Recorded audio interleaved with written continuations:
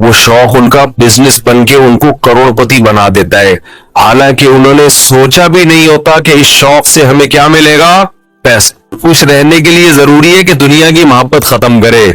جس کے دل میں دنیا کی ہوس ہے وہ خوش رہنے کے علاوہ دنیا کا ہر کام کر سکتا ہے۔ سمجھتے ہو، جب وہ دنیا کو مسافر خانہ نہیں سمجھے گا تو پاگل ہوتا رہے گا۔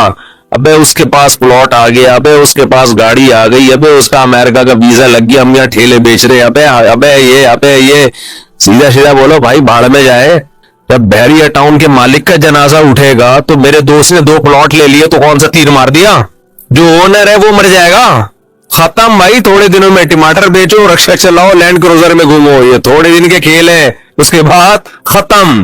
قارون جب اپنے خزانوں کے ساتھ مارکیٹ میں آیا نا، قرآن کہہ رہا ہے، قرآن نے تو مارکیٹ کا لفظ استعمال نہیں کیا، جب اپنے خزانوں کے ساتھ قارون مارکیٹ میں آیا ایک دفعہ پورے جاہو جلال کے ساتھ، پبلک نے جب اس کا پروٹوکول دیکھا اور خزانے دیکھے، اس کا لباس، جب بڑا آدمی جا رہا ہوتا ہے نا بڑی عزت دی جاتی ہے، تو بیوقوف لوگ رالے ٹپکانا شروع کرتے ہیں، یا لیت لنا مثل ما اوتی قارون۔ احمقوں اور بیوقوفوں نے کہا ہائے کاش ہمارے پاس بھی ایسی دولت ہوتی جیسی قارون کے پاس۔ کیا پروٹوکول ہے بھائی اس کا۔ تو قرآن کیا کہتا ہے؟ علم والوں نے کہا وَيْلَكُمْ، برباد ہو جاؤ، تمہارا ناس ہو جائے۔ جب انسان بہت ہی الٹی بات کرتا ہے تو آدمی کہتا ہے تیرا ناس ہو، تو برباد ہو جائے، کہ بیکار باتیں کر رہا ہے بیٹھ کے۔ کیا کہنے لگے؟ وَيْلَكُمْ، تباہ ہو جاؤ۔ یہ ویلکم نہیں ہے، کیونکہ ایک جگہ کہیں ہم عربی گرامر پڑھ رہے تھے تو پرانے زمانے میں جب متحدہ حقیقی بنی تھی نا، وہ 90s کی بات ہے، تو ایک جگہ لکھا تھا ویلکم آفاق احمد، تو ہم عربی گرامر پڑھ رہے تھے، میں اس کو پڑھ رہا ہوں ویلکم آفاق احمد۔ اب ویلکم کا معنی تو بددعا ہے کہ تم تباہ ہو جاؤ۔ تو میں حیران ہوں کہ انہوں نے اپنے قائد کو گالی کیوں دی ہوئی ہے۔ میں وہاں کھڑا ہوا سوچ رہا ہوں کہ اپنا قائد بھی متحدہ حقیقی بنی تھی نا، تو وہ قائد بھی مانتے ہو آفاق احمد کو، اور تم کہہ رہو اور گالی بھی دے رہو تم تباہ ہو جاؤ۔ پھر کسی نے بتایا بھائی یہ ویلکم نہیں ہے، یہ ویلکم ہے۔ تو پھر ایک عربی ان دنوں میں آئے ہوئے تھے، وہ کہنے لگے لی سبیلی ہی چوک کدھر ہے؟ لسبیلا چوک کو کہہ رہے تھے لی سبیلی ہی چوک، وہ کہہ رہے تھے یہ لی سبیلی ہی چوک کدھر ہے۔ تو عرب اس طرح کی غلطیاں بھی کر رہے ہوتے ہیں۔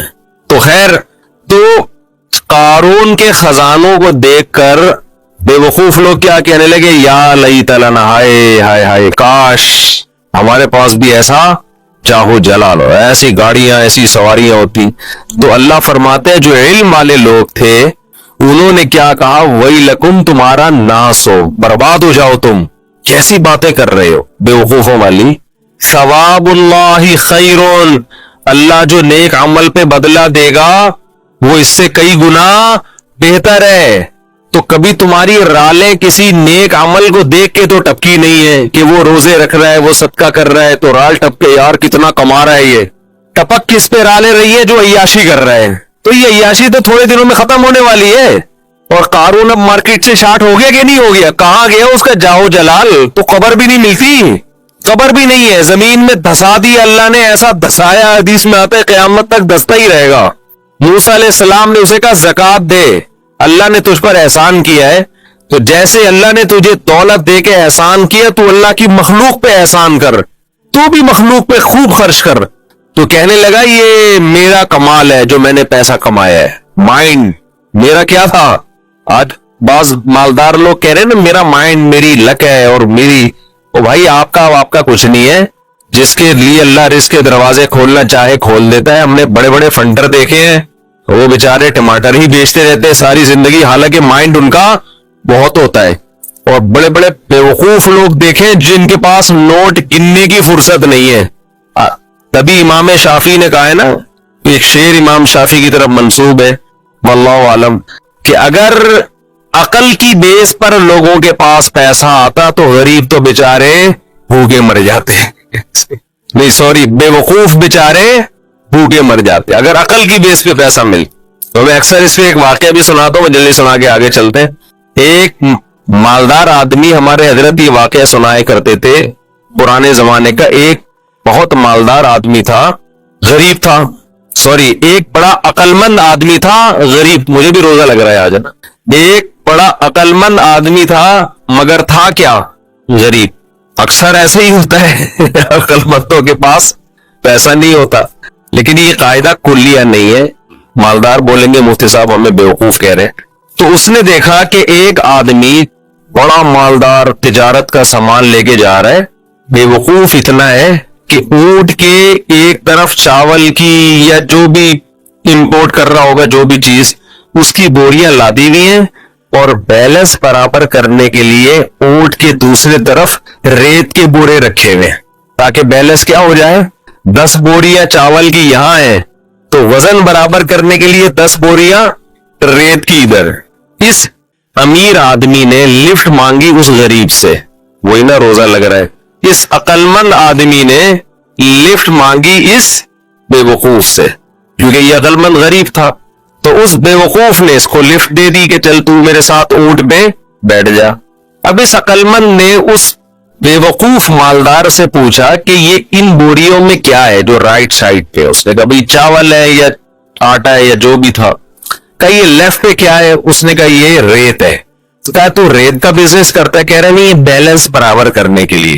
اس عقل مند نے اس سے کہا کہ بے وقوف آدمی 10 بوریاں اگر یہاں ہیں تو 5 بوریاں ادھر کر دے, اس سے بیلنس کیا ہو جائے گا.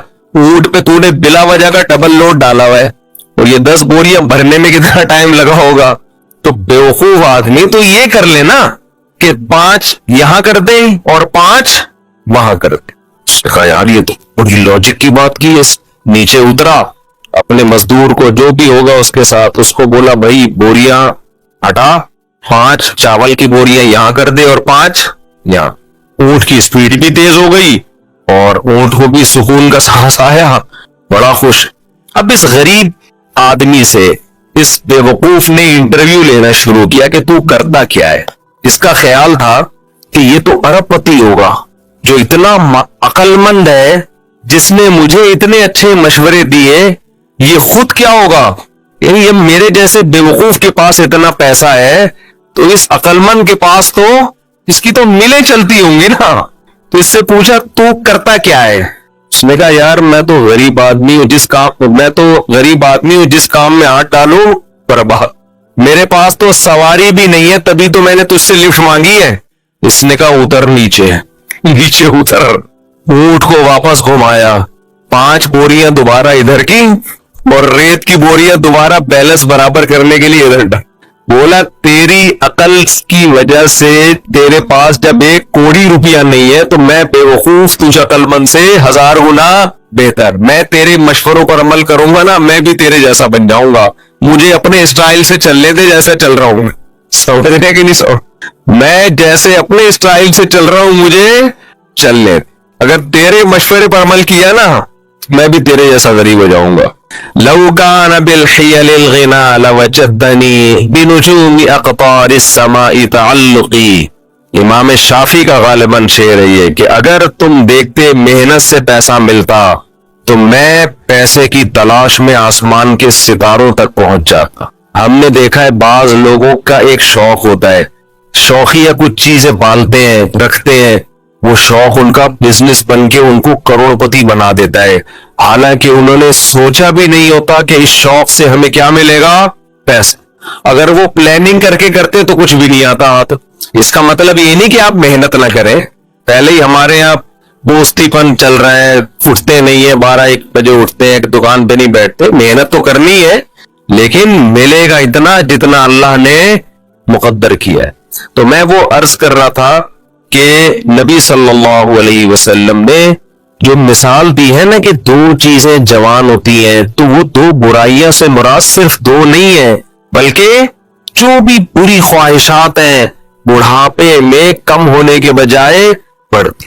اسی طرح اچھی خواہشات اگر جوانی میں اچھی عادتیں ہیں تو بڑھاپے میں وہ اچھی عادتیں کم ہونے کے بجائے جوان. اگر آپ کو جوانی میں اللہ سے محبت ہے بڑھاپے میں یہ محبت اور زیادہ بڑھ جائے گی. جوانی میں دنیا کو مسافر خانہ سمجھتے ہو, دل نہیں لگاتے, بڑھاپے میں بالکل لفٹ کرانا چھوڑ دو. ہم نے دونوں طرح کے بوڑھے دیکھے ہیں, سخی بھی اور کنجوس بھی.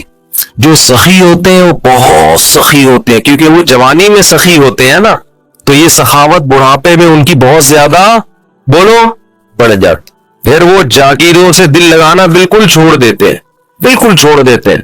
اور جو کنجوس ہوتے ہیں نا جوانی میں, بڑھاپے میں اللہ کی پناہ آدمی کانوں کو ہاتھ لگا, نوٹ نظر نہیں آ رہے ہوتے, ایسے ایسے گن رہے ہوتے ہیں بیٹھ کے. یہ میں نے اپنی آنکھوں سے دیکھا ہے, نظر نہیں آ رہا نوٹ, دیکھ رہے ہیں یار کم تو نہیں پڑ گیا, یوں کر کے نا چیک کر رہے ہیں کہ اس میں اصلی ہے. ابے اب تو نقلی بھی ہے تو کیا کرنا ہے, اب تو اگر نقلی بھی ہے تو اپنے دانت نہیں ہے کھانے کے لیے, پیٹ میں آنت نہیں ہے کھانے کے لیے, چبانے کے لیے دانت نہیں, کھانے کے لیے آنت نہیں, تو اصلی نقلی کا رہ کیا گیا.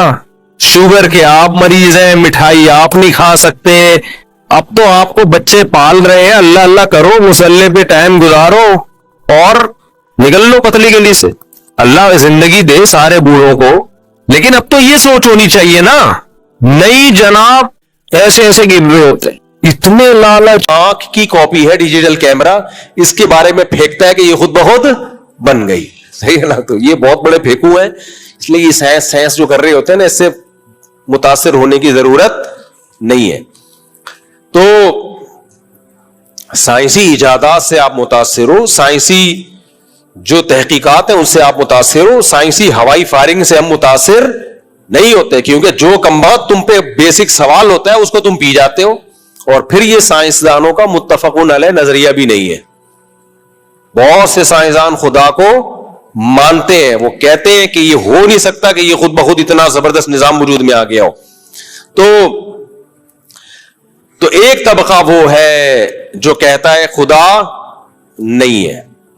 دوسرا طبقہ وہ ہے جو میجورٹی ہے, جو ہمیشہ سے مانتا آیا کہ نہیں, کوئی نہ کوئی گاڈ بولو ہے. لیکن اس کے پھر دو ٹکڑے, دو فرقے ہیں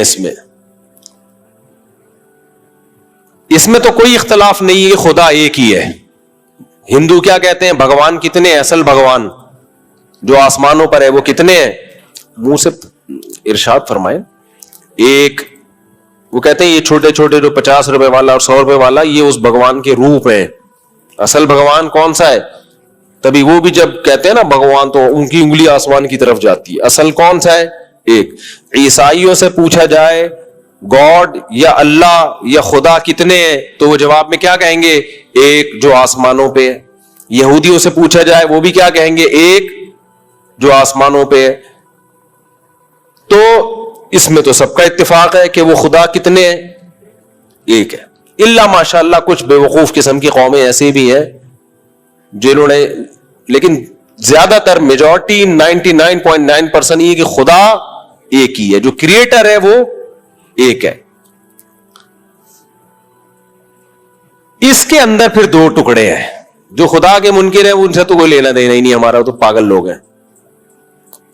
وہ پاگل اس لیے ہیں کہ ایک طرف وہ یہ مانتے ہیں کہ کوئی بھی کام لاجک کے بغیر ہوتا نہیں ہے, اور اس کائنات کی ابتدا کیسے ہوئی ویسے ہی. ٹھیک ہے نا, اتنی بڑی یار. یعنی یا تو تم پھینکنے کو غلط سمجھتے ہو, کہتے ہو سائنس جو ہے مشاہدے کو مانتی ہے, ہوائی باتوں کو نہیں مانتی. سائنس مشاہدے کا نام ہے, سائنس میں ہوائی باتیں نہیں ہوتی. بالکل صحیح ہے, ہوائی باتیں نہیں ہوتی, لیکن آپ یہ اصول اس وقت توڑ دیتے ہو جب آپ کہتے ہیں وہ کائنات کی ابتدا ہوئی, تو وہاں یہ اصول کیا کر دیتے ہو, توڑ دیتے ہو, کہتے ہیں ایسے ہی ہو گئی. وہاں تو آپ نے بہت بڑی پھینکی, یعنی پھینکتے نہیں تھے, جب پھینکنے پر آئے تو اتنی بڑی پھینکی ہے کہ وہ کیچ ہو نہیں رہی ہے. خیر, تو جو ایک خدا کو مانتے ہیں نا, عیسائی ہیں, یہودی ہیں, ہندو ہیں, سکھ ہیں, سارے کیا کہتے ہیں, ایک. لیکن یہاں گڑبڑ ہو رہی ہوتی ہے. اب اس بات کو اچھی طرح سمجھو تاکہ ایاک نعبد و ایاک نستعین سمجھ میں آئے. مسئلہ یہاں سے نہیں ہوتا ہمارا عیسائیوں سے یا ہندوؤں سے کہ بھگوان, اصل بھگوان کتنے ہیں, اصل خدا کتنے ہیں. مسئلہ یہاں سے ہوتا ہے پکار کے لائق, عبادت کے لائق, اسباب سے ہٹ کے اختیارات, بگڑی بنانے کے اختیارات اللہ کے سوا کسی اور کے پاس بھی ہے یا نہیں ہے. قرآن یہ کہتا ہے کہ نہیں ہے. اللہ نے یہ سارے اختیارات اپنے پاس رکھے ہیں, کسی کو دیے ہی نہیں ہے اللہ نے. ہندو سے آپ پوچھو گے, ہندو کہے گا بھائی اصل بھگوان کون ہے؟ وہی ہے جو آسمانوں پر ہے. بھائی پھر ان بتوں کی عبادت کیوں کرتے ہو؟ ہندو کہے گا بھائی اس بھگوان نے ان کو بھی کچھ اختیارات دے رکھے ہیں. جیسے وزیر اعظم کے پاس اصل طاقت ہوتی تو کسی اور کے پاس ہے, لیکن ہونی کس کے پاس چاہیے؟ ہونی کس کے پاس چاہیے؟ وزیر اعظم کے پاس. اور خود وزیر اعظم کس کے پاس ہوتے ہیں؟ وہ اب استغفر اللہ سیاسی باتیں آ گئی. تو وزیر اعظم کے پاس اصل طاقت, پھر جھوٹ بولنے میں گناہ نہ ملے نا, رمضان جھوٹ بول لیتے ہیں یار, ہوتی ہے دنیا میں اصل طاقت کس کے پاس ہوتی ہے؟ وزیر اعظم کے پاس ہوتی ہے. تو وزیر کیا کرتا ہے کہ اپنے اختیارات تقسیم کر دیتا ہے. وزیر اعظم کے پاس بھی ہوتی ہے پاور, لیکن پانی کا محکمہ ایک الگ وزارت کو دے دیا, ہیلتھ کا محکمہ وزارت ہیلتھ کے پاس ہے, مختلف قسم کے 20 قسم کے وزارت تعلیم الگ, وزارت اوقاف الگ, وزارت حج الگ. اب آپ حج کرنا چاہیں, اگر آپ کے وزیر اعظم سے ڈائریکٹ تعلقات ہیں تو بھی ٹھیک ہے, لیکن اگر وزارت حج کے پاس چلے جائیں تو بھی آپ کا کام بن جائے گا. وزیر اعظم نے بھائی اس کو بھی رائٹ دیا ہے, اس کو بھی رائٹ دیا, اس کو بھی رائٹ دیا, وغیرہ وغیرہ. تو دنیا میں جو شرک ہوا ہے نا, عیسائیوں میں آیا, ہندوؤں میں آیا, وہ کیا آیا کہ جو اصل بھگوان یا اصل گاڈ یا اصل اللہ ہے, اس نے کچھ نیک بندوں کو خوش ہو کے اولاد کا اختیار دے دیا, ان کو دے دیا. بھائی بارش برسانے کا اختیار فلانے کو دے دیا. تو اب اللہ کے عطا کرنے سے اس کے پاس بھی اختیار آ گیا ہے. یہ وہ شرک ہے جس کی الحمد سے لے کے والناس تک قرآن نفی کر رہا ہے. اور آج مشرک سے کہا جائے کہ بھائی تم نبی سے مدد کیوں مانگتے ہو, تو وہ جواب میں کہتے ہیں نبی اصل میں مختار نہیں ہے, اللہ نے اختیارات دے دیے ہیں. تو یہی شرک تو ہندو کر رہے ہیں, کہہ رہے ہیں بتوں کو اللہ نے اختیارات دے دیے. عیسائی کہہ رہے ہیں عیسیٰ علیہ السلام کو اللہ نے اختیارات دے دیے, حضرت مریم کو اللہ نے اختیارات دے دیے. بھائی اللہ کہہ رہے کسی کو نہیں دیے. سب انتم الفقراء الی اللہ, سب کے سب اللہ کے فقیر ہو. کسی قسم کے اختیارات کسی کے پاس بھی نہیں ہے. یہ رمضان کا پہلا دن ہے نا, توحید تو آپ کی مضبوط ہو جائے. کوئی اختیارات نہیں دیے میں نے. اسی شرک کی نفی قرآن میں بار بار ہے. اگر ہم یہ تعویل مان لیں کہ بھائی اللہ کے اختیارات دینے سے اس کے پاس آ گئے ہیں, تو پھر یہ بار بار جو قرآن کہہ رہے ہیں ایاک نعبد, اے اللہ ہم تیری ہی عبادت کریں گے, و ایاک نستعین, مدد صرف کس سے مانگیں گے؟ تجھ سے. یہ لفظی غلط ہو جائے گا. اے اللہ تجھ سے مانگیں گے اور اس سے بھی جس کو تو نے اختیارات دیے ہوئے ہیں. یہ ہونا چاہیے تھا نا. اے اللہ نبی سے بھی مدد مانگیں گے کیوں تو نبی کو بھی اختیارات دیے ہوئے ہیں. اے اللہ فلاں بازار سے بھی مدد مانگیں گے کیونکہ فلاں بابے سے تو خوش ہے, تو نے ان کو بھی اختیارات دیے ہوئے ہیں. اللہ پتھر سے بھی مدد مانگیں گے کیونکہ ہو سکتا ہے تو نے ان کو اختیارات دیے ہوئے ہوں. فلاں سے بھی مدد مانگیں گے, اس کو دیے ہوئے. اللہ کہتے ہیں کسی کو کوئی اختیار نہیں دیا. یہ سارے اختیارات کس کے پاس ہیں؟ اللہ کے پاس. تو ہم مدد صرف کس سے مانگیں گے؟ اللہ سے. یہاں ایک مشہور اشکال یہ لوگ کرتے ہیں کہ پھر پولیس سے مدد کیوں مانگتے ہو؟ ہیلپ لائن کا تو نام ہی مدد لائن. کیا خیال ہے بھائی؟ ڈاکٹر سے مدد مانگ رہے ہو ٹھیک ہونے کے لیے, تو اس کا مطلب ڈاکٹر کے پاس شفا کا اختیار ہے تبھی تو جا رہے ہو نا. وہ گولی دے گا آپ ٹھیک ہو جاؤ گے. تو یہ اختیار اللہ نے ڈاکٹر کو دیا اور فارمیسی کمپنیوں کو دیا. آپ کو امریکہ جانا ہے, یہ اختیار ٹریول ایجنٹ کو دیا, وہ آپ کے ڈاکومنٹ بنا کے آپ کو بھجوا دے گا. مدد مانگتے ہو جگہ جگہ, صبح شام مدد مانگ رہے ہوتے ہو. جو بیساکھی سے چلتا ہے وہ چلنے والے سے مدد مانگتا ہے پانی پلا دے. کیا خیال ہے بھائی؟ ہیلپ لائن پہ فون. تو یہاں مدد کا مطلب, اختیارات کا مطلب یہ ہے اسباب سے ہٹ کے اختیارات.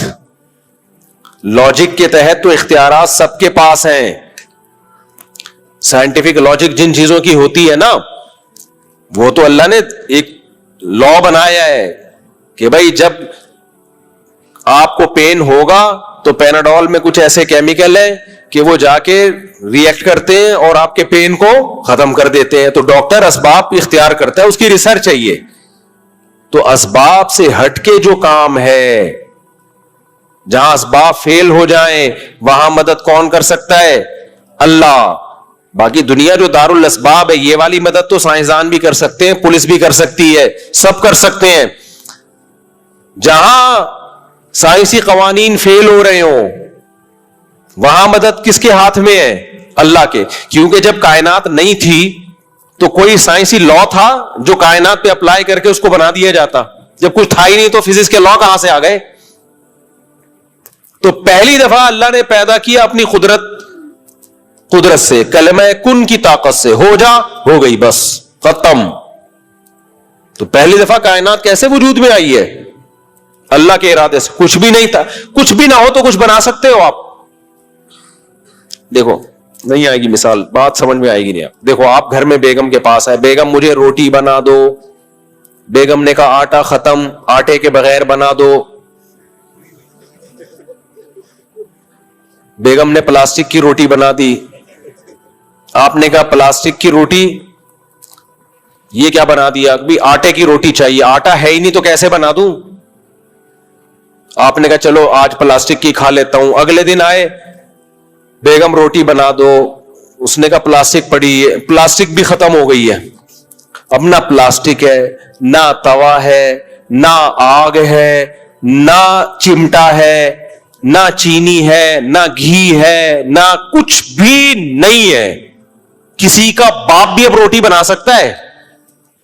اب سائنسدان آ گئے, فزکس کے لا, بگ بینگ تھیوری ہوا تھا, پھر فلا. بھائی بس کر یار, کچھ بننے کے لیے پہلے سے کچھ ہونا بولو ضروری ہے. کچھ بھی نہ ہو تو پھر کچھ بھی نہیں ہوتا. پھر ایک ایسی ذات چاہیے جس کے پاس بغیر کسی سبب کے بھی کچھ کرنے کی طاقت ہو. وہ کن کہے گا اور روٹی آ جائے گی آپ کے سامنے. وہ کلمہ کن استعمال کرے گا اور توا آ جائے گا. وہ کلمہ کن کہے گا کہ ہو جا اور وہ چیز ہو جائے گی. وہ کن کی طاقت, ہو جا کی طاقت کس کے پاس ہے؟ اللہ کے پاس. اور وہ اللہ اپنی قدرت دکھاتا بھی رہتا ہے. پہلی دفعہ تو اللہ نے اس کائنات کو بنانے میں دکھا دی, دوسری دفعہ آدم کو مٹی سے بنانے میں دکھا دی. عیسائی کہتے ہیں نا بغیر باپ کے عیسیٰ کیسے پیدا ہو گئے, بغیر باپ کے کیسے پیدا ہو گئے. اس کا مطلب معاذ اللہ خدا ان کا باپ ہے, نقل کفر نباشت. اللہ نے کہا آدم کیسے پیدا ہو گئے, وہ تو نہ باپ نہ ماں. تو جیسے آدم کو بغیر باپ اور ماں کے مٹی سے پیدا کر دیا, تو عیسیٰ کو تو پھر بھی ماں تھی, باپ نہیں تھے. اس میں کون سی اچھمبے کی بات ہے بھائی؟ اور دوسری بات, قدرت کے کمالات تو تم صبح شام دیکھ رہے ہو. جو پانی میں سافٹ ویئر انسٹال کر دے کہ وہ پانی ماں کے رحم میں جائے اور اس میں آنکھ ناک کان دل دماغ جگر پیدا ہو جائے, یہ بھی کلمہ کن کی طاقت سے ہی ہو سکتا ہے, خود بخود نہیں ہو سکتا. اور میں ایک بات کہہ کے بس آگے چلتا ہوں. یہ سائنسدان جو لوگ جو کہتے ہیں نا کھربوں سال پہلے ونس اپون اے ٹائم ایسا ہوا تھا, یہ بچہ ماں کے پیٹ میں 9 مہینے میں بن کے تیار ہو جاتا ہے. اگر یہ پروسیس سائنسدانوں نے اپنی آنکھوں سے نہ دیکھا ہوتا, خدا کی قسم اس بچے کو دیکھ کے یہ کہتے یہ کھربوں سال میں بنا ہے, کھربوں سال میں یہ بنا ہے, حالانکہ پانی سے 9 مہینے میں بن کے تیار. یہ تو دیکھ لیا نا, دیکھ لیا جا کے, اس لیے اور اس کی لاجک سمجھ میں آ گئی یار یہ تو ایسے ہوتا ہے. ورنہ اگر یہ پروسیس اپنی آنکھوں سے صبح شام نہ دیکھا ہو, اگر کوئی شخص جان بوجھ کر روزہ نہ رکھے تو قضا کرے گا یا کفارہ بھی دے گا. دیکھیں کفارہ ہوتا ہے روزہ توڑنے کی صورت میں, چھوڑنے کی صورت میں نہیں ہوتا.